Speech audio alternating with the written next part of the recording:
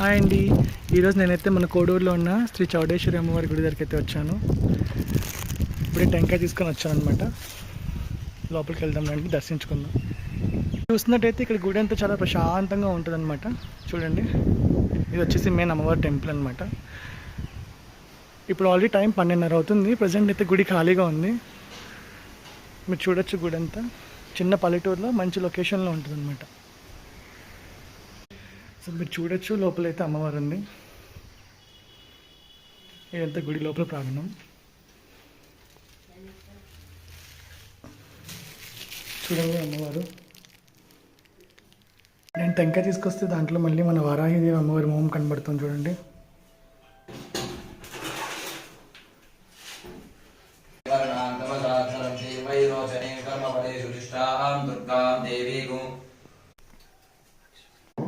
కానీ వాళ్ళు కూడా ఈ రోజే కట్టుకొని ఉన్నారన్నమాట. అందుకని ఆ తీయకూడదని దాన్ని కూడా కట్టి మళ్ళీ సైడ్ నుంచి కొమ్ము తీసుకొచ్చి మా అమ్మవారి కొట్టేసి. ఇదంతా మీ గుడి లోపల ప్రాంగణం అనమాట. చూడండి,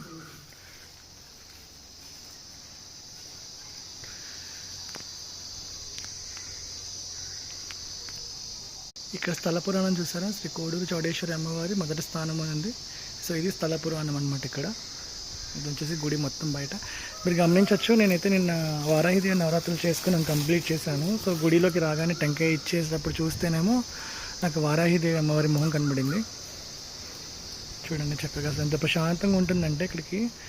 ఒక్కొక్కసారి ఉగాది ఆ టైంలో అలాంటి టైంలో వస్తే కనుక ఇక్కడ చాలా చాలా బిజీగా అయితే ఉంటుంది మొత్తం కూడా. అమ్మవారికి ఆటలు ఇస్తూ ఉంటారు. అసలు ఖాళీ అనేది ఉండదు అనమాట. ఇప్పుడు ఇంత ప్రశాంతంగా ఉన్న గుడి ఒక్కొక్కసారి పండగల టైంలో వస్తే కనుక అసలు ఖాళీ అనేది ఉండదు. చూడొచ్చు మీరైతే. తాడిపత్రి నుంచి కూడా దగ్గరే బాగా మనకి. ఎవరైనా రావాలనుకుంటే మంచి మంచి రోజులు చూసుకున్నాను చక్కగా.